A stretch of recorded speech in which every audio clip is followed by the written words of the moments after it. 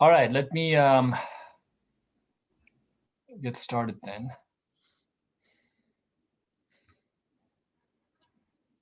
Okay, all right. Hello, everybody. I'm David Choi, Professor of Entrepreneurship and Director of the Fred Keeson Center for Entrepreneurship at LMU. I'm here with Darlene Fukuji, Associate Director of the Center. She's running the show from behind the scenes.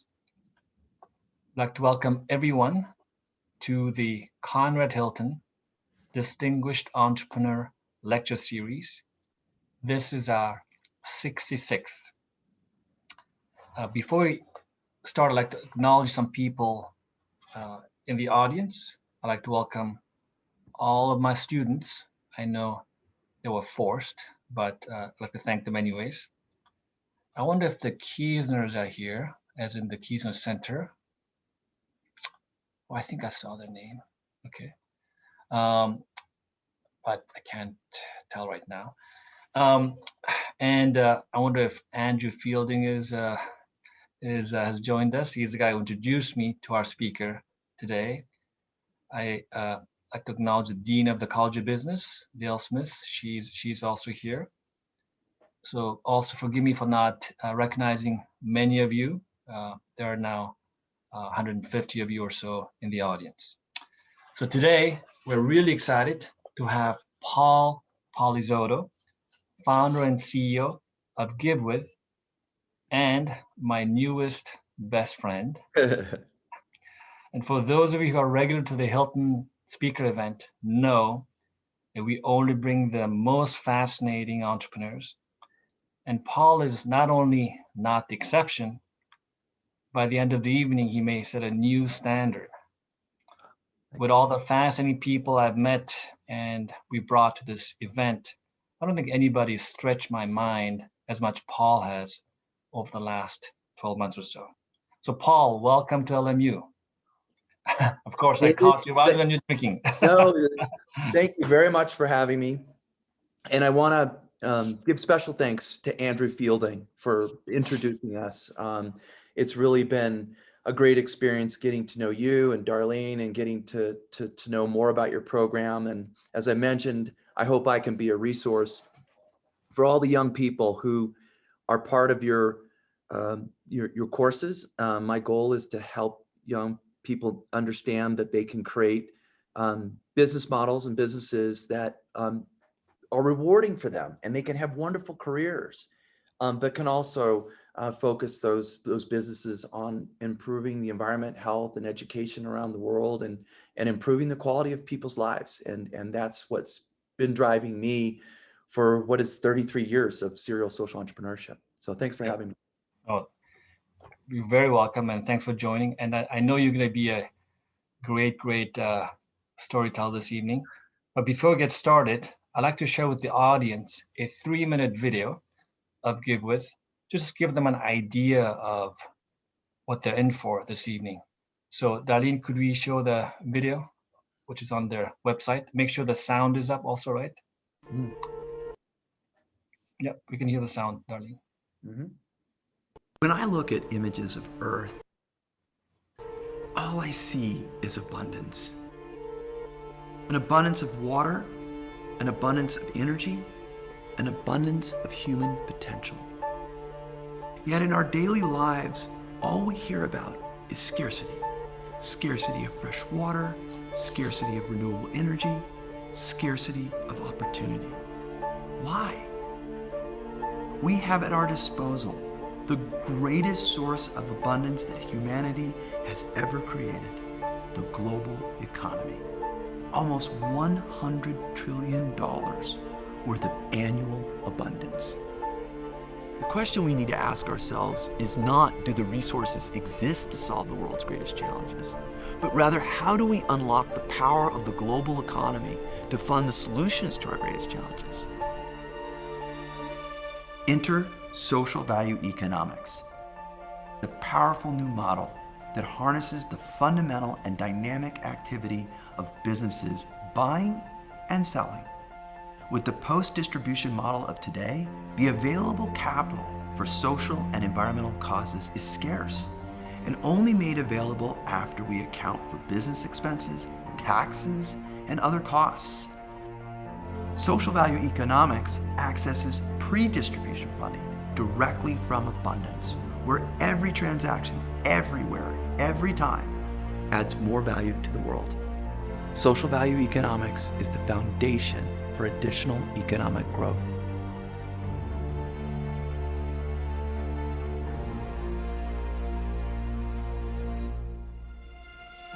To unlock the abundance of the social value economics model, there are prerequisites that must be met.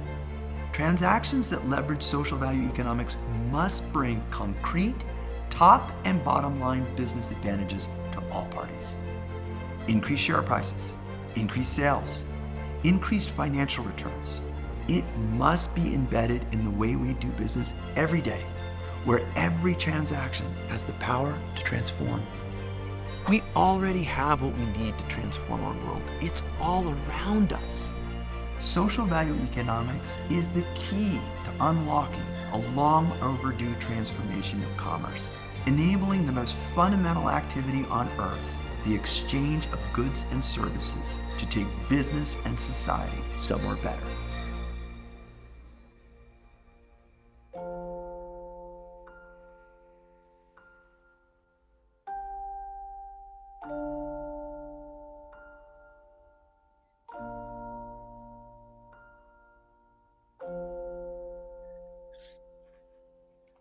Such an inspirational video. It's got a good-looking actor in there too, Paul, that looks a little like you. Well, thank you, David. Thank you so much. I really appreciate it. Yeah, and I hope we'll have a chance to talk a little bit more about social value economics tonight, Yes, definitely. because I think it's an important way of demonstrating that there's no shortage of financial resources to take on these pressing challenges. We're just looking in the wrong places. Yep. And I think people can be very excited to hear about Givewith and social value economics. But before we get started, I really want people to understand your entrepreneurial journey to how you got here. And I know that you had one of the most fascinating and quite challenging childhoods and teenage years, Yeah. and which I think is actually relevant to the business discussion today as well. So if you don't mind, could we start there in your childhood and how you spent your teenage years?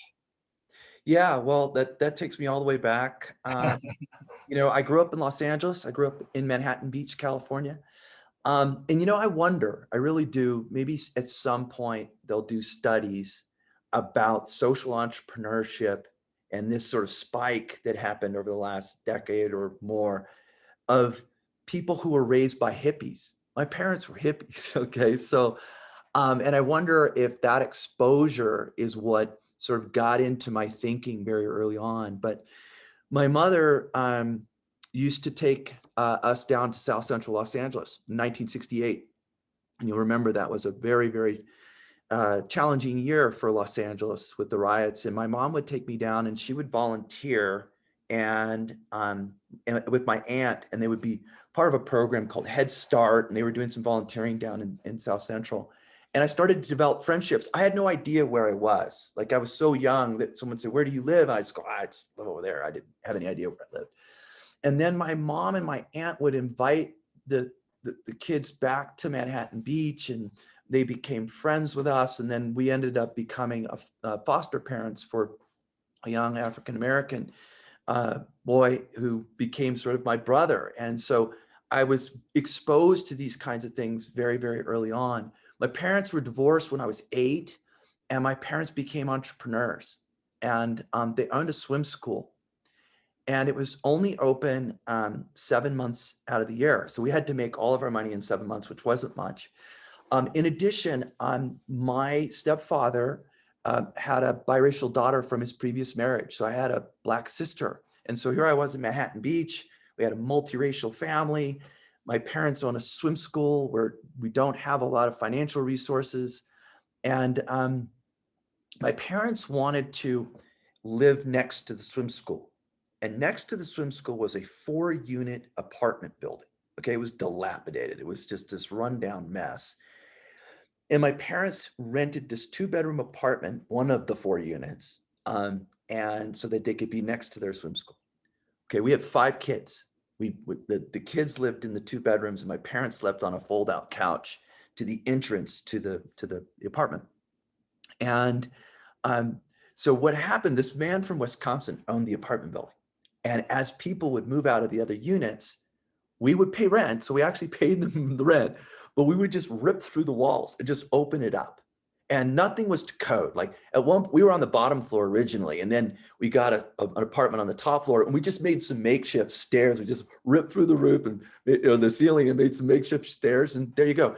So over time, David, we had all 4 units, and my parents started taking in people who were recovering from drugs, people who were running away.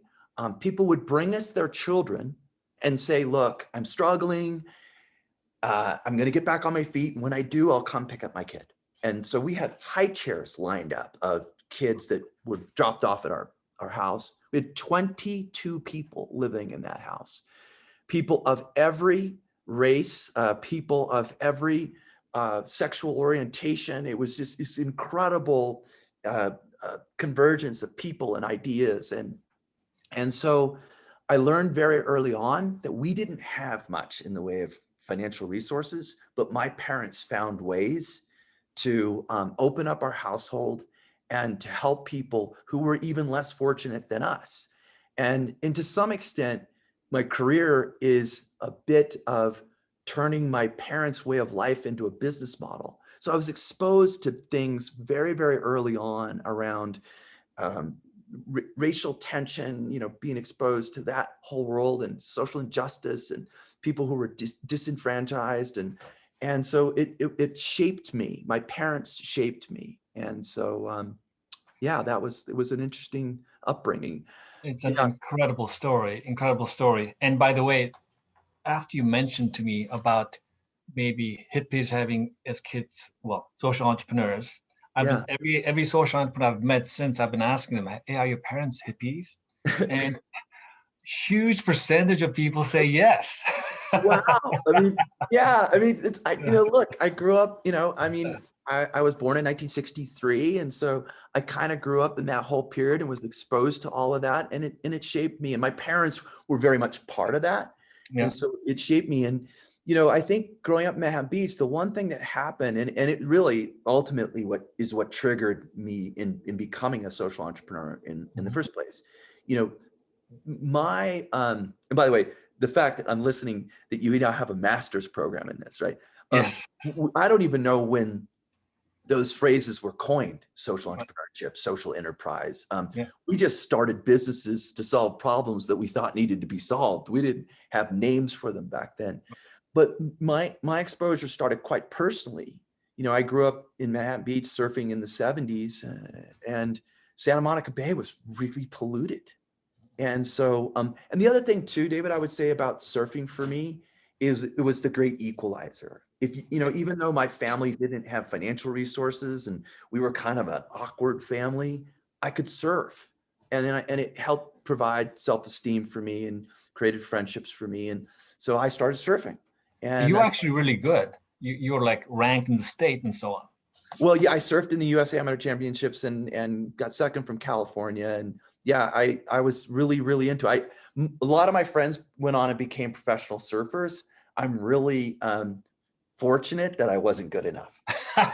Well, I think being second in California is pretty good, but I wasn't good enough. And so, fortunately, I decided to, direct my attention to academics and ultimately entrepreneurship. So, what happened was I started surfing, and here we were involved in this very healthy sport, surfing, but we were sick all the time. And because Santa Monica Bay was polluted. And a day like today, where you had rain and you have the runoff, it was like a toxic stew. And all my friends, we were sick all the time. And I started wondering, I was curious about what types of activities were happening in the LA basin that were contributing to the stormwater and urban runoff pollution that was entering the bay and making us sick. And that's where it all sort of started for me, is trying to figure out how to solve that problem.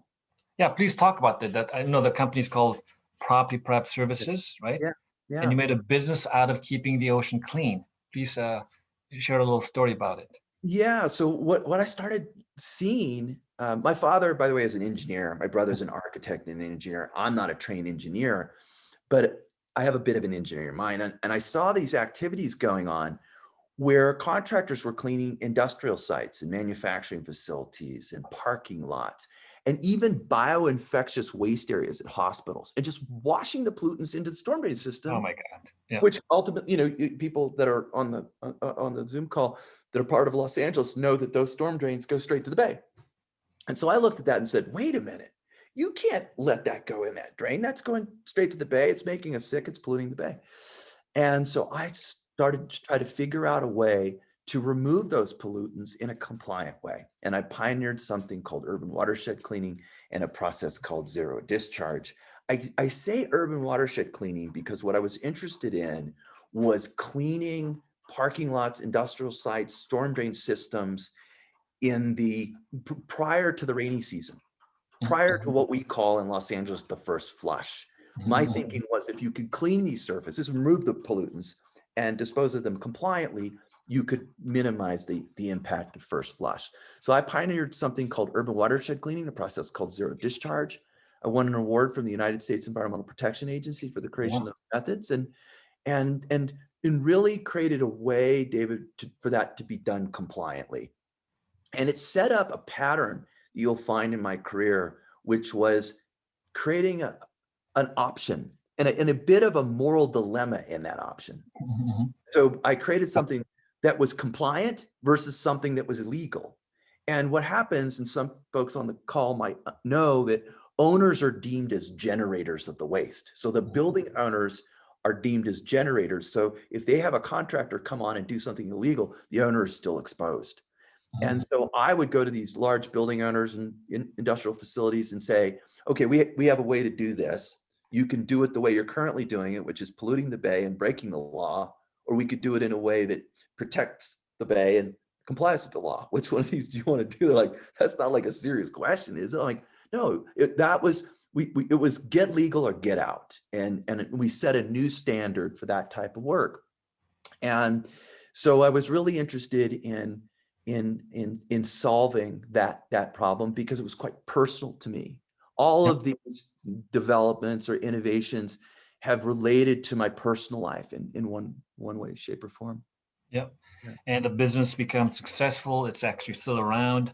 it is. And you won the EPA's Environmental Hero Award, which is a big award. Also won a bunch of other awards like Santa Monica Baykeepers and Waterkeepers Alliance Keepers Award and so on. Oh, Coastal Living Leadership Award too. So very successful first venture. And then you get to Ecomedia, Yeah, which is important not only because it's a successful company and it has a huge impact, it also leads later to yeah. Givewith. So please tell us about your second company. Yeah. So as I just described, I'm Mhm. not from advertising. I'm not from how I ever sold a company to CBS. My surfing friends would have said, how on earth is Paul Polizzotto selling a company to CBS? How does that happen? Well, what happened was this. Through the work I was doing in the environmental space, I started being immersed in communities. I started meeting governors and county boards of supervisors and mayors and started working with nonprofits. And I started being made aware of some really important community projects where cities, counties, states, nonprofits have brought a lot of the money together for these projects, but not all the money. So I had this successful business. So I thought, well, I'll start a nonprofit and I'll figure out a way to raise grants to fill these gaps and get these really worthwhile projects done. So I said to my wife, why don't we start a nonprofit and we'll win these grants? Well, so David, I start winning grants and I start filling gaps and I realized, wait a minute, I'm taking a grant out of an existing grant pie. This grant would have gone to another nonprofit had it not gone to me. I'm not doing anything additive here. And what made matters worse was that some of these nonprofits were being run by my friends. They were the executive directors. They're like, hey, Paul, we think what you're doing is super cool, but like, you're competing with us now. You're taking our grants, which wasn't my intention. And that's where I started to have an idea. I thought, well, where can I find new money? Money that was not coming from traditional philanthropy or traditional charity or these kinds of things, and bring an entirely new source of funding. And that's when I started looking at a couple things. All right. And the reason why advertising and media was the first place I decided to do this for two reasons. Um, First is I started to look at, this was 20 years ago, more than 20 years ago. I started looking at this whole thing called cause marketing. And by the way, in light of COVID, like every commercial has some form of cause marketing, right? I'm talking about 10, 20 years ago, right?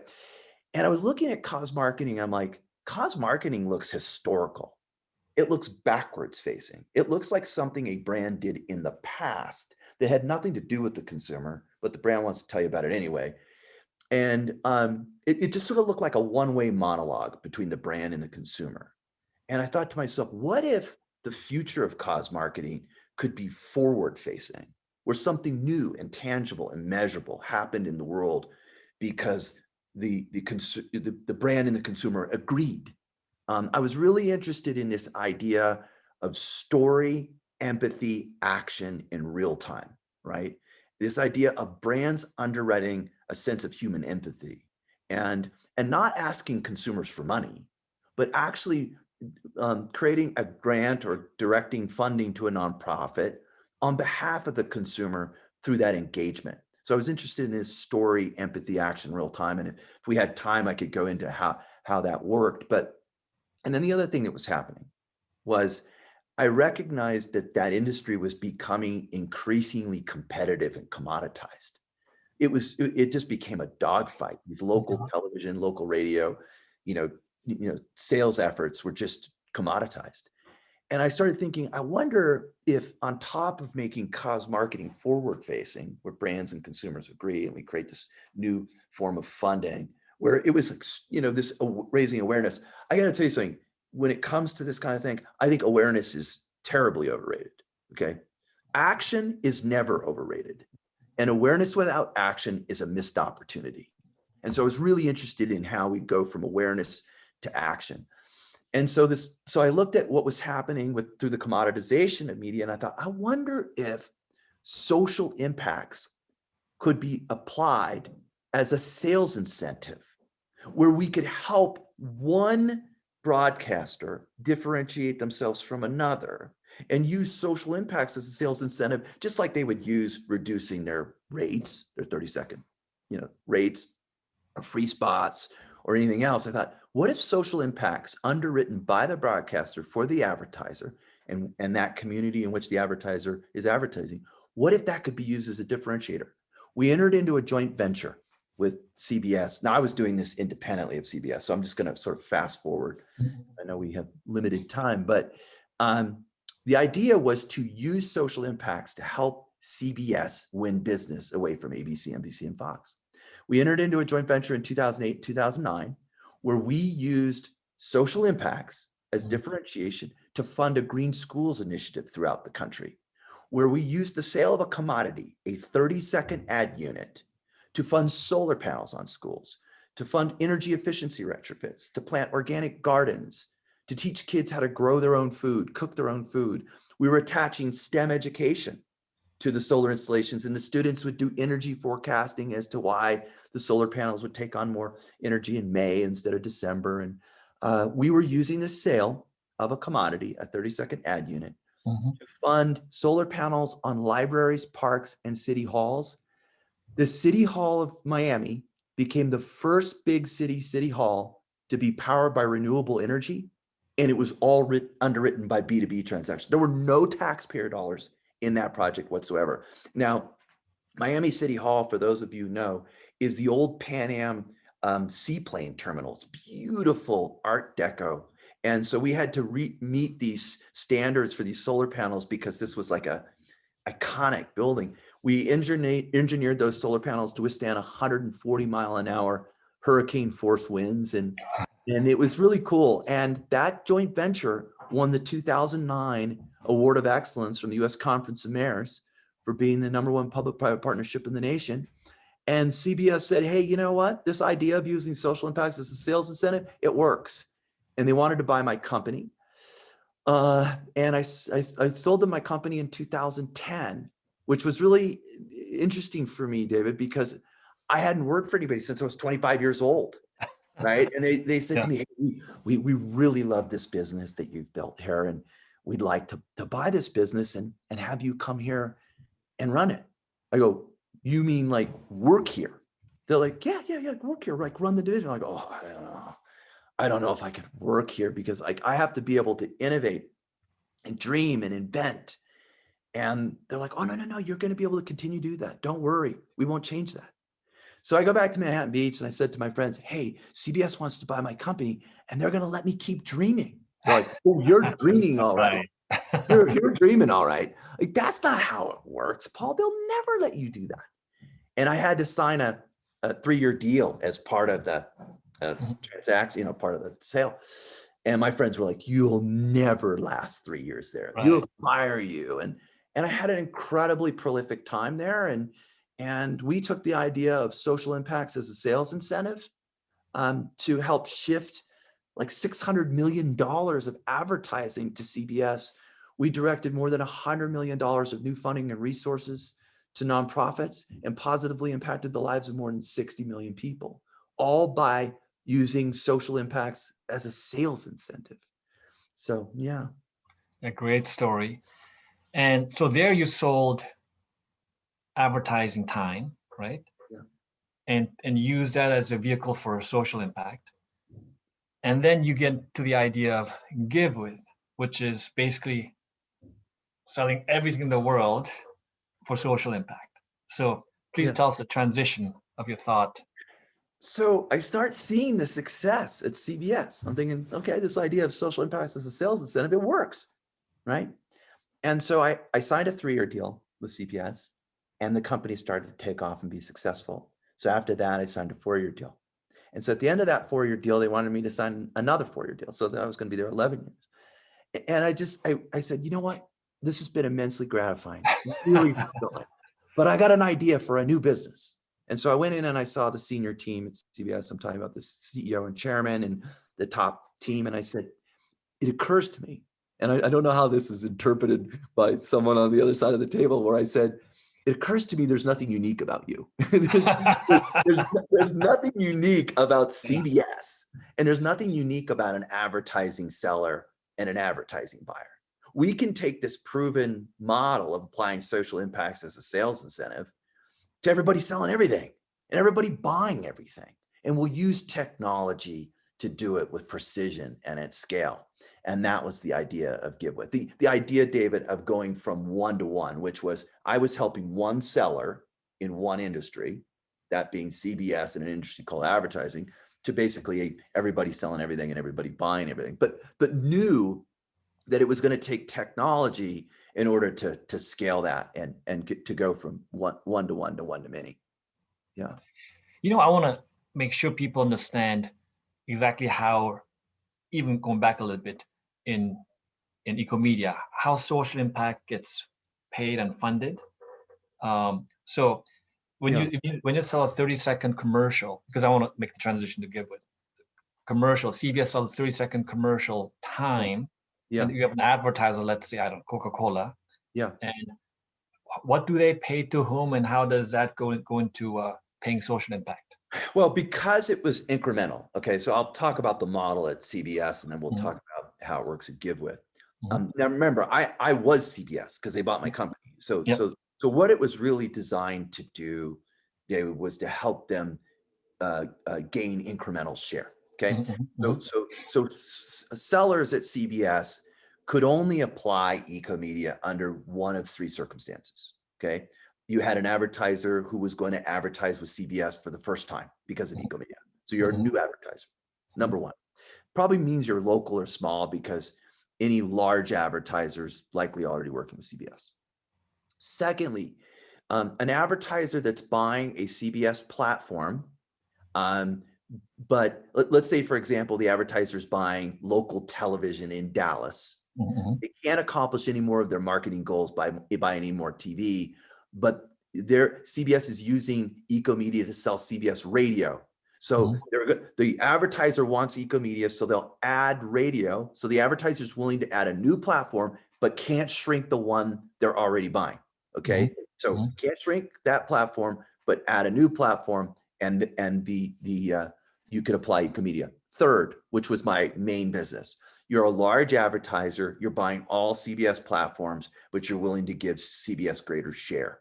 So what I mean by that is, let's say for every $1 million that Toyota spends on advertising in Dallas, let's say I'm going to make this simple, but just for the sake of the conversation, let's say they want to reach the entire television audience, so they're going to spend $250 with ABC, $250 with NBC, $250 with Fox, and $250 with CBS, right?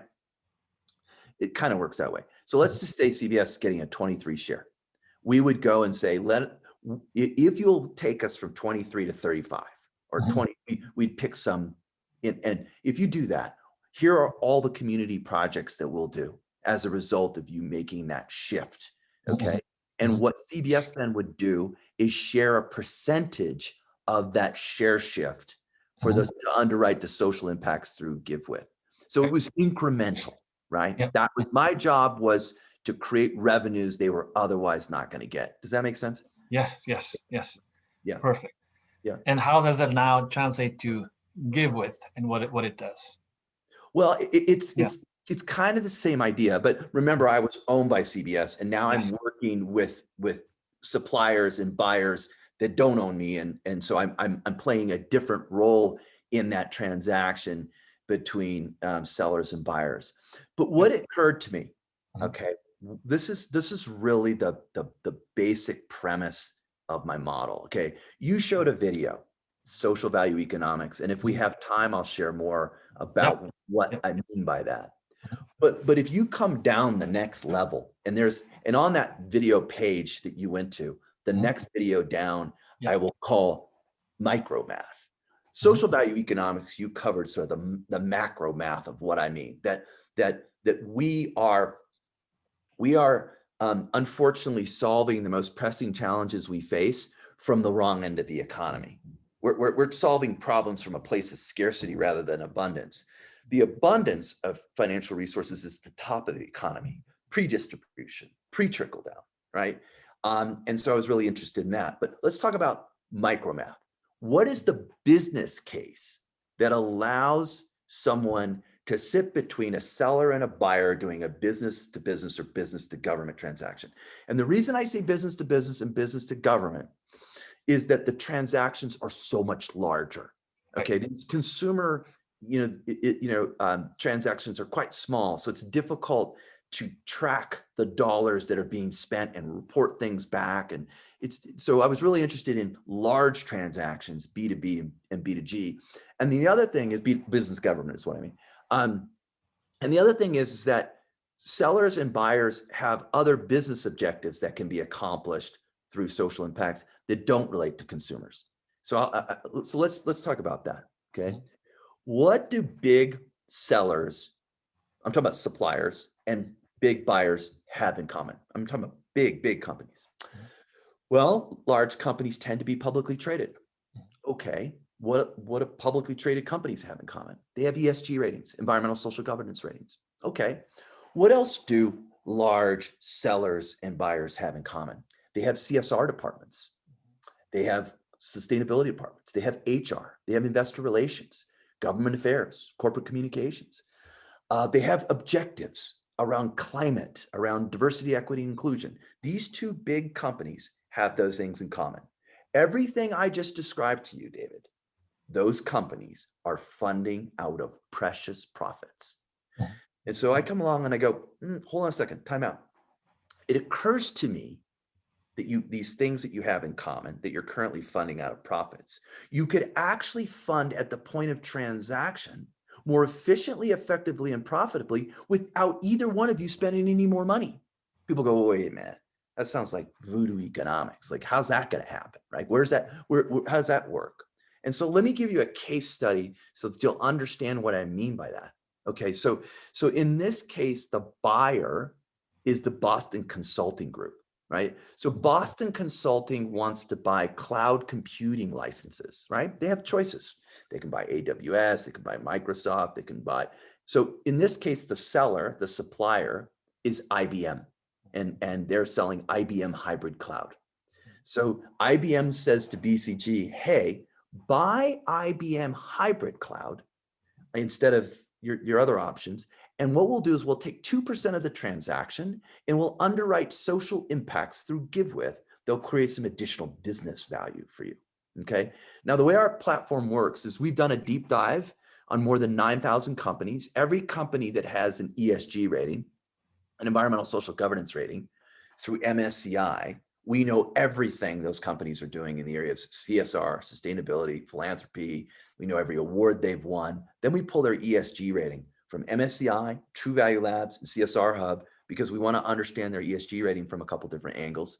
Then we want to understand the standards they're using against those initiatives, GRI, Global Reporting Initiative, SASB around sustainable accounting, to deem whether the projects we're going to surface from our exclusive network of nonprofits, NGOs, and social enterprises are going to create materiality. In a sense, it's a materiality assessment.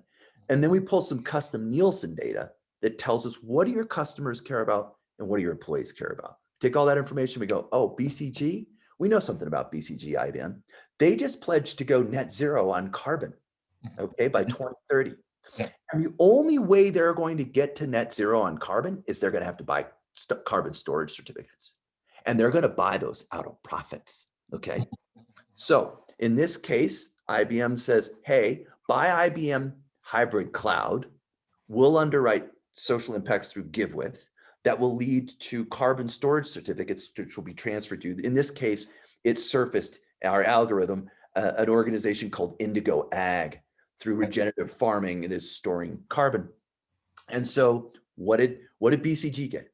BCG negotiated best pricing and best terms for those cloud licenses. So they didn't spend any more money on the product or service and got these carbon storage certificates they were going to have to buy out of profits. So if you're the chief procurement officer, you go, check this out. I negotiated best pricing, best terms, and here are some cloud storage, some carbon storage certificates that we were otherwise going to have to buy out of profits. So that makes absolute sense for BCG, right? Makes total sense. Mm-hmm. Now, wait a minute. Is IBM's margin lower? Where did IBM get that money? No, IBM's margin was not lower. And here's why. And this is really the premise of my entire business model. Big sellers, the process of selling is enormously expensive and inefficient. The largest companies in the world, Fortune 500, spend 25% of gross revenues on SG&A, sales and sales. Oh, easy, yep. Right? Okay. Yeah. Some of these brands are spending 8, 9, 10, 11% just on advertising. So I looked at what are big sellers spending on client acquisition, advertising, marketing, PR, corporate communications, events, conferences, white papers, you name it. And then a whole litany of other things they use as incentives, free shipping, volume discounts, rebates, extended warranties, whatever. All of these things that brands use to attract and retain customers. Okay. And I basically looked at that and said, and I said this to CBS, you're missing a sales tool. Oh yeah, what are we missing? You're missing social impacts as a sales incentive, because social impacts as a sales incentive actually has a better return on investment than those other client acquisition dollars you're using. Okay. And what's beautiful about social impacts is that there's shared value. No matter how much money IBM spends on advertising, they can't share that with BCG, and they can't share that to store carbon. Okay. So what I was really interested in doing was giving IBM a better sales tool to close more new business, to shrink the sales cycle, to have a better return on investment on their existing client acquisition dollars. David, there are trillions and trillions of dollars spent by big sellers to attract and retain big buyers. And all I wanted to do was bring a more efficient tool. Sorry if I've gone on too long, but I think it's important. That's perfect. No, that's perfect. So from BCG's point of view, they just got great pricing. Yeah. And they got money towards their meeting their climate goals. Yeah. And then because they met the climate goals, they can be proud of themselves and they can brag to the employees. Right. And if that ESG rating, it probably would improve, right? And they could attract new employees saying, hey, we're a responsible company, right? So there's all kinds of benefits to BCG. As well as IBM. Yeah, exactly. Also for IBM, same thing, yeah. And we have content. We have the largest social impact nonprofit content library in the world. We have thousands and thousands of pieces of award-winning content that we serve to the employees. And we say, so how does it make you feel that your employer is pledged to go net zero on carbon, or that your employer is providing coding skills to girls of color so they can fill the tech jobs of the future? And we measure that response on the part of, so our platform delivers that experience for both the seller and the buyer. And so we have pre-written press releases, newsletters, blog posts, investor relations decks from a transaction that was frankly going to happen anyway, David. Mm-hmm. And what we did is we gave IBM a better return on investment on existing client acquisition dollars. And in the case of BCG, they negotiated best pricing, best terms, and got something, not that they thought was, that's a pretty cool little gimmick. No, it's not a gimmick. You were going to buy carbon storage certificates because that's the only way you're going to make. So they got something that they were otherwise going to have to buy out of profits, right? Makes sense? So with Givewith's technology and platform, you basically make social impact giving frictionless, very easy, but the benefit of getting it is significant. I know you did a study. I think BCG did a study on what kind of impact multiplier this impact giving has, right?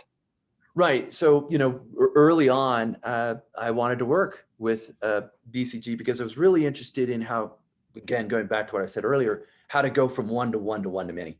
Mm-hmm. And I knew I needed some help in understanding whether that business model that I had perfected in the world of advertising could truly be translated, if it could make that leap, right? And so they did some really sophisticated conjoint analysis where they went out to sourcing and procurement executives across all these different industries, and they did these different bundles. They said, okay, here's $1 million package where you get a 2% discount. Here's $1 million package with free shipping and a couple other things. And here's $1 million package where 2% is going to underwrite social impacts. And here are all the things you're going to get. Well, David, the sourcing procurement executives, who I thought were going to be the butchers, said, oh, no. I want this because I get 13 times more value through these social impacts because it's helping me accomplish a bunch of other objectives in my company that these other incentives don't. And that's when BCG said, you're onto something here. You're onto something big here. And so that was really the business case that helped validate it and get it started. Awesome. I want to make us available for some questions from the audience. So audience, please write your questions during in the Q&A button, and maybe Darlene can help us. But now I know one of the big step forward was a deal with SAP. Yeah. Right. Could you talk about that for a second? Yeah. Should I answer any of these questions? There is a question here in the Q&A, and I'm happy to answer it. It says, do you have any certain lifestyle habits that have or continue to support your success as an entrepreneur? I guess I would say it's so difficult, it's so challenging emotionally and intellectually and physically challenging. I do try to take good care of myself. I eat right and I exercise and really do try to, wake up every day and give it everything I got. One of the things about being a social entrepreneur is it's both a blessing and a curse. The blessing is I find it immensely gratifying. The curse is I can never shut it off. I'm just constantly thinking about new ways to try to bring resources to meet the growing list of global challenges we have. And so that requires that I try to take pretty darn good care of myself. Yeah. Well, if you think about, entrepreneurship, was there another question?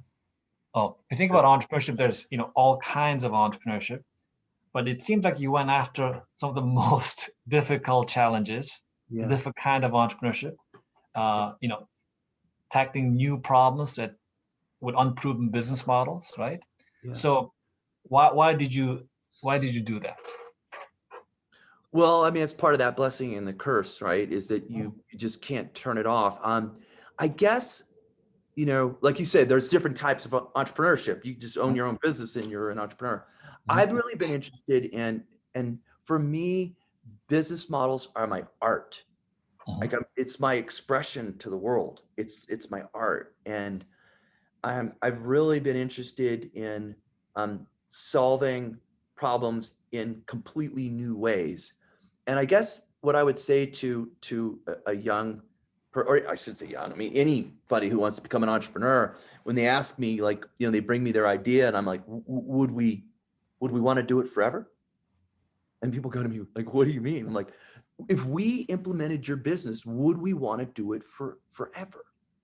Like, oh, let me think about that. If we wouldn't want to do it forever, keep tweaking, keep refining. Let me give you an example. Okay. The fossil fuel industry. Okay. Mm-hmm. Right. So if someone came to you and said, I got an idea. Okay. Here's the idea. We are going to rip the tops off of mountains, suck the coal out, and we're going to burn it. And we're going to burn everything that was once alive, whether it was and I'm like, I don't think we can do that forever. I mean, yes, there's a point in our human, evolution and economic evolution where that was required, but you cannot do that forever. That's for sure. Okay. And so as much as that looked like a really viable business model, I'm like, I don't think you can do that forever. And I look at my businesses and I say, could we remove pollutants that would otherwise end up in Santa Monica Bay during a rain event forever? I should hope so. Could we leverage conversations between brands and consumers and media companies and viewers to improve the quality of people's lives forever? I hope so. Could we leverage transactions between sellers and buyers? I'm talking about the most fundamental activity on planet Earth, the transfer of goods and services for value as an agent for social change forever? I hope so, right? And so what I guess I'm saying is, I think of what I do as not being complicated, it's just original. And I think one of the most overused and misused words is innovation. Like you just hear it all day long. Innovation, innovation, innovation. I'm like, hold on a second. Don't mistake imitation with iteration for innovation. Most of what we call innovation is imitation with a tweak. Like, it's just like this, but it's faster. It's just like this, but it's cheaper. You're like, that's not innovation. That might be an iteration. That might be an evolution of something, but that's not innovation. I guess what I've been really interested in is finding entirely new solutions for things, for solving problems, not to make it unnecessarily difficult on myself, but sometimes solving really big problems requires a completely original solution. So since I've been 25 years old, when I started my first business, I've gone in and sold something to somebody, a service or a product or a technology that had never, ever existed before. And that's a challenge because it requires actual innovation, or something that's original requires explanation. And that just comes with the territory. It's just part of the process.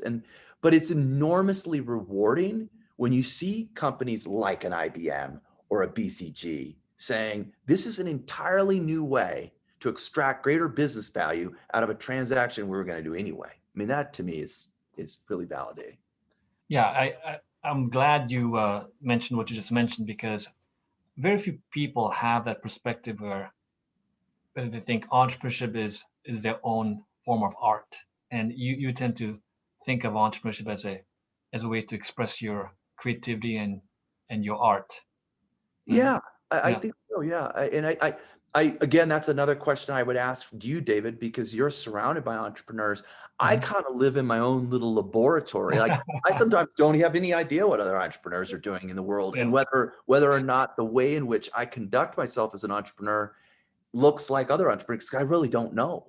And so it'd be really interesting for me to be able to learn from you whether or not the things that I just happen to do happen to also fill a pattern of other entrepreneurs. Well, I one of the reasons I really wanted to come and speak is I think you're a very interesting specimen of an entrepreneur. Okay?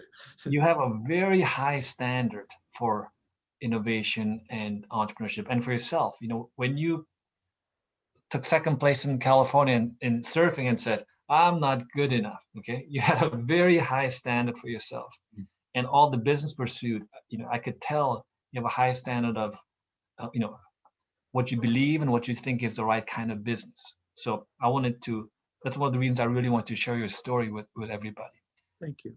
I think I've got a bunch of other questions. I don't know Yeah. which ones. I've seen them here now. Do you want to read them to me, or how do you want me to do this, Darlene? If you read them, do you want to answer some? Because I think you can combine some of them if you want, but if not, more than happy to read Yeah, it. Darlene, did you find any interesting ones, any good ones? Well, what is a bigger market, clean tech or social impact? I think might be a good one for you. Oh, it's a tough one. I mean, the thing about social impact, Darlene, that I think is important is I think when social impact can come from all selling and all buying, then I guess anything that's being bought and sold has the capacity to have social impact. Whereas clean tech is quite specific, and I'm a big fan. Don't get me wrong, I'm a big fan.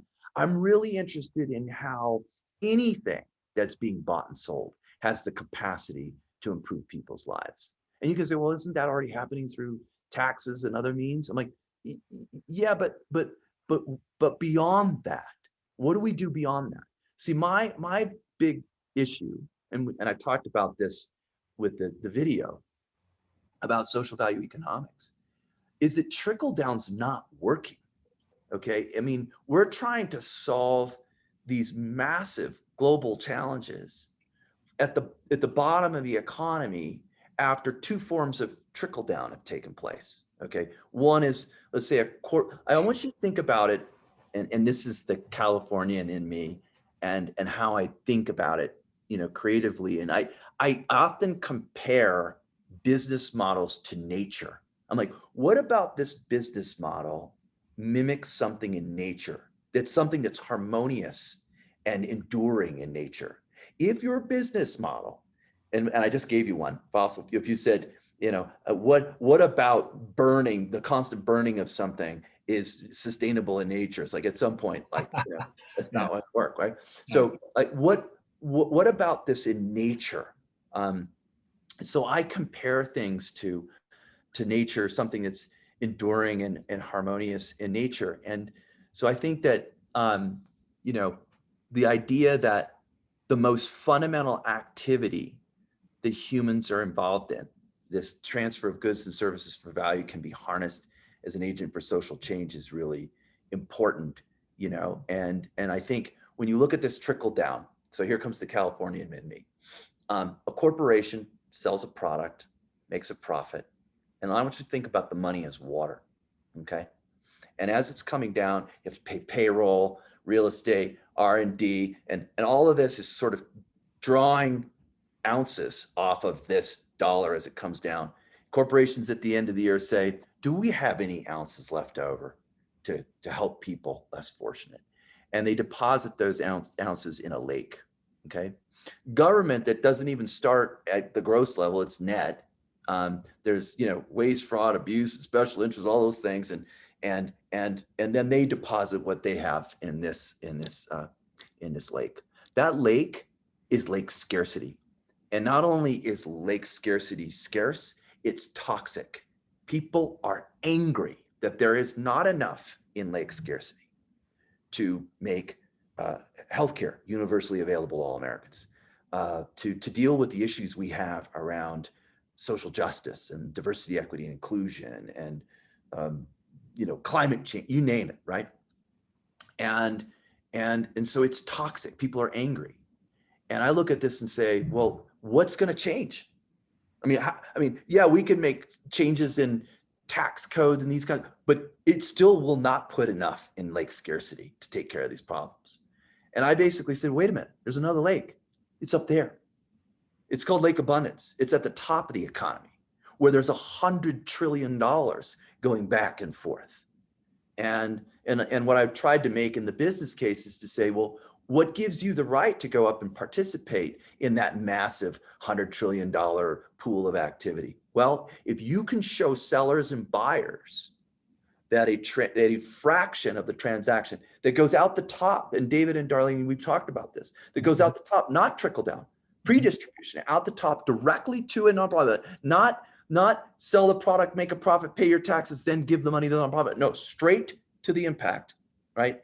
and deliver back to the seller and buyer more business value than the fraction that left the transaction, then you earn the right to participate. If you cannot bring suppliers and buyers more business value, you got no right being in the middle of that transaction. But if you can show the seller and the buyer that the ESG ratings are higher, they've got higher employee engagement and retention, that they have a better return on current client acquisition dollar. I mean, you start showing those types of KPIs or key business performance indicators, then there you go. And so I was like, wait a minute, we're upside down.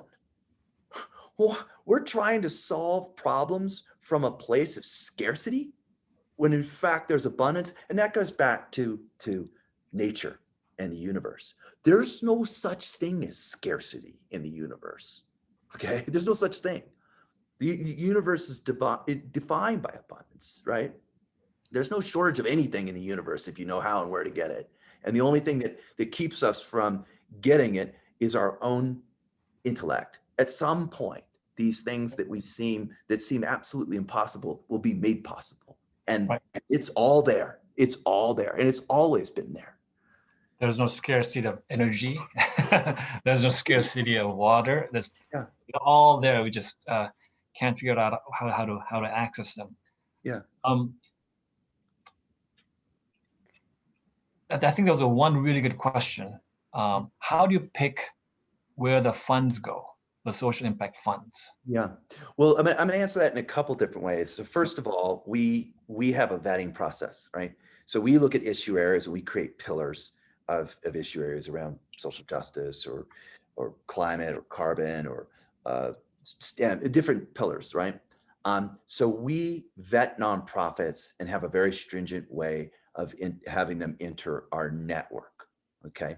And then once they're in our network, there's a very sophisticated tagging schema about how we load that into our technology, because for us to be able to determine how that would influence an ESG rating, or then that tagging schema has to relate to things like ESG ratings that are MSCI or True Value. So what ends up happening is when they type in their names, and we do, our algorithm runs and says, here is a social impact that will create the most amount of business value for you as it relates to ESG and other things. But, and that's just a recommendation. Mm-hmm. We sort of match, right? We match, measure, and report. So we do all the matching, measuring, reporting. We do all the reporting back to the ESG rating services. But if a company got on and typed in their name and the algorithm ran, and they go, you know what? Thank you for telling me that climate change is the most important for me in terms of, but I'm going to go shopping, and I'm going to start selecting by issue area or by nonprofit. They could do that on our platform. They could say, I'm going to go fund something in the area of diversity, equity, inclusion, and I want to fund this program. So we make that all available for them on the platform. Awesome. What can you share about how the company is doing today? Great idea. How's the business picking up? Yeah, no, it's right now it is really, really, really taking off. You know, we have some just household name companies that we're working with, like the likes of SAP and IBM and BC. Like these are like the biggest companies in the world in the largest industry sectors. And I guess, David, when we talked earlier, like if you want to solve big problems, mm-hmm. you got to go to big players. And you got to earn the right to play with big players. Mm-hmm. So, that was part of the standard, right? You can't get the likes of IBM or SAP or any of that. We're now involved in public sector sourcing and procurement.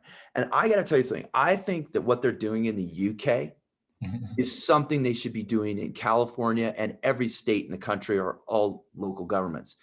I'll give you an idea. We have a client in the UK, and we do public sourcing and procurement, where in the UK, they have something called the Social Value Act.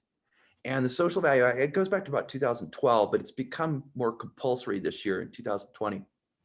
And it calls for, if you're doing sourcing and procurement on behalf of a government agency, part of your award criteria to a supplier is based on community social impact. Okay, so it's called social value add. The problem is there's never been any tools that actually are provided for sourcing and procurement executives to relate pounds spent to community social impact until we came along. And now what's happening is in the public sector in the UK, they're putting us into the RFPs that go out to suppliers, and they're simply underwriting 1 and 2% of gross transactions going right into community programs for nonprofits and NGOs and social enterprises. And the thing about this, again, I really want to emphasize this. I don't see what I do as charity or philanthropy. I don't want to disrupt that. I don't take money from corporate foundations. I don't ask people for money.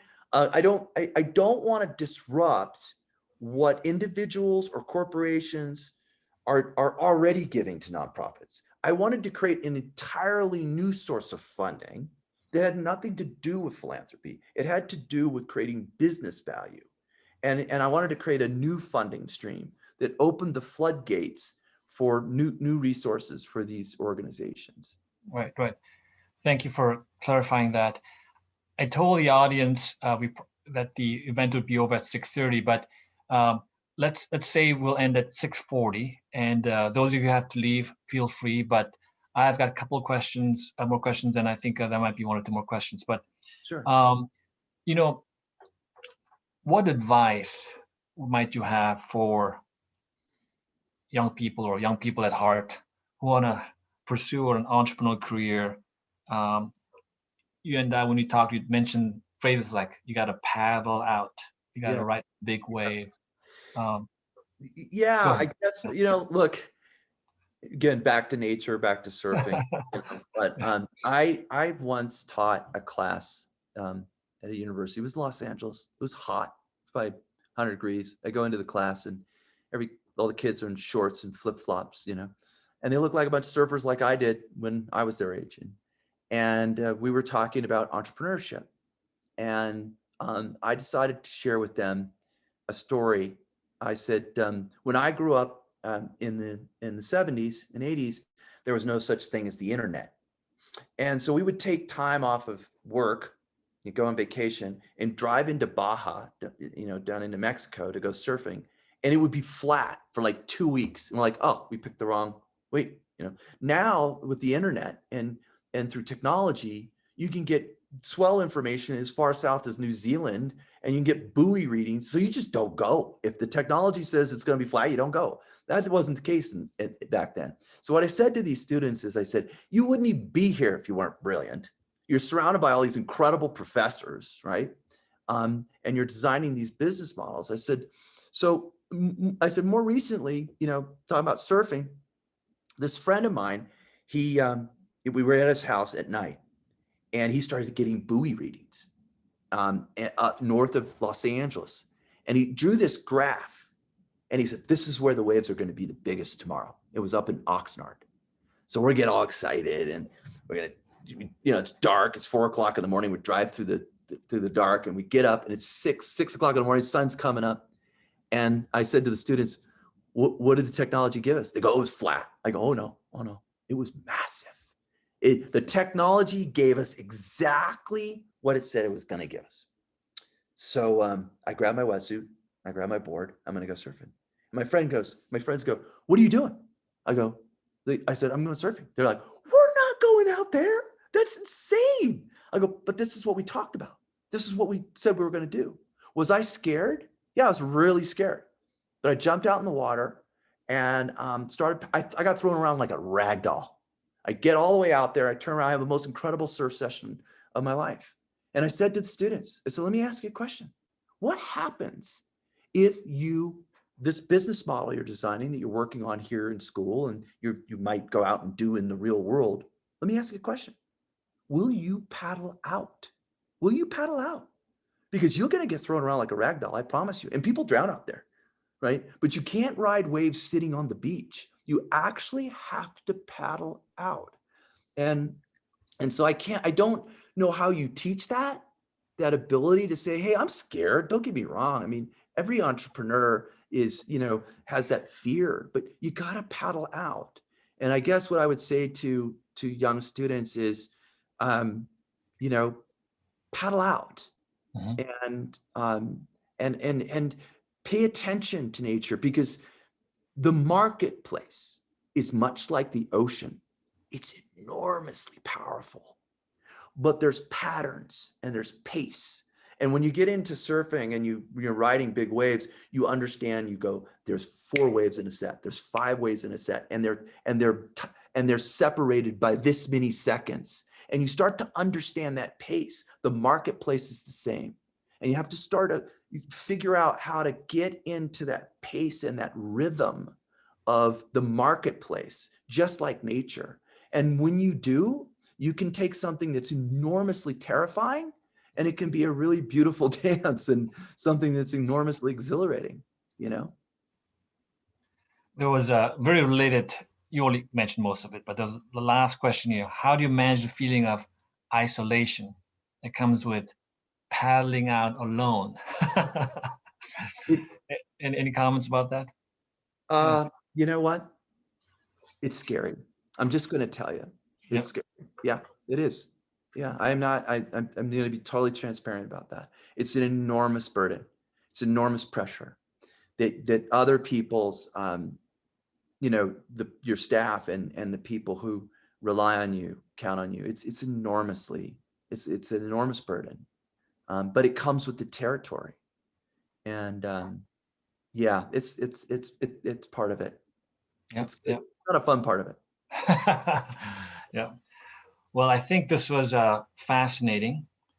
You know, when I think about what you've done, Paul, you know, social entrepreneurship, or at least having a company, having a startup with social mission, is kind of trendy now. It's popular these days, but you've done it all throughout your career, and I think it's important to thank people like you who've over the years have had tremendous impact on all of our lives. So, to thank you for doing what you're doing. And I can't think of anyone who's got the intellectual horsepower that you do as an entrepreneur. Not many people develop their own economic construct while they're also developing a company. So, Thank you. you know, you showing possibilities that we didn't know were possible before. So thank you. So thank you for sharing your story, making us a little smarter, a little bit more entrepreneurial, and maybe even more committed to the cause of making the world a better place. Well, it's been an honor and a privilege, and thank you for inviting me.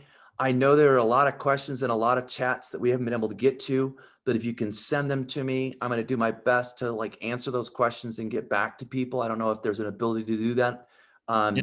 But I want to thank all of you for having me this evening. And I want to say I'd like to be a resource. You know, how can I help through my experiences, help this next generation of bright business minds develop the businesses, the business models, the processes, the methods for us to live here more sustainably Mhm. and more equitably, Yeah. because this is broken. This is broken. And I really have tremendous belief and confidence in our intellect and our ability to solve these problems. And so I am optimistic. I'm optimistic. If I wasn't, I would have sold my first business and moved to New Zealand and gone surfing. But there are too many problems to solve, and so I'm optimistic. And if there's something that I can do to help encourage the next generation take that leap, call on me. Oh, we will. It's in the plan. And I also believe that, you know, the basic concept of social value economics can apply to a whole bunch of different industries. Yes. And I know you're already working in different industries, but we'd love to maybe pick one or two and have maybe our team of students work on one of the industries, right? And I think that'd be really fun, and we could do something together. Well, I'd like to do that. So let's create a class around social value economics, and let's go crack some codes and solve some problems together. Okay, sounds good. It's a deal. Terrific. All right. Thank you again. And before I conclude, Darlene, we got to promote another event, right? So there's a great event coming up next week. It's called Resilience and Grit, Stories from Black Female Entrepreneurs. It's 4 to 7 p.m. Bunch of entrepreneurs are going to profile. So everybody who's on this call, please join that as well. I put the link in the chat. Oh, Okay. and Professor DeMello did as well. Okay, awesome. Oh, and this is the QR code for those of you who want to get credit for being here. Great. Well, All right.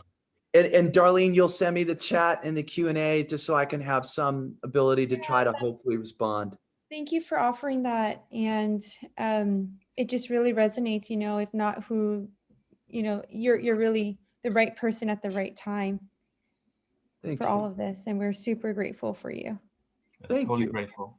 All right. So Well- Paul, for Darlene, for me, the entire entrepreneurship program, I'd like to thank everybody for joining. Have a great evening and see you all very soon, hopefully in person. But again, Paul, thank you so much. Thanks for having me. Take care, Yeah. everybody. Have a Take great care. evening. All Have the a best. great evening. Yeah. Bye-bye. Bye.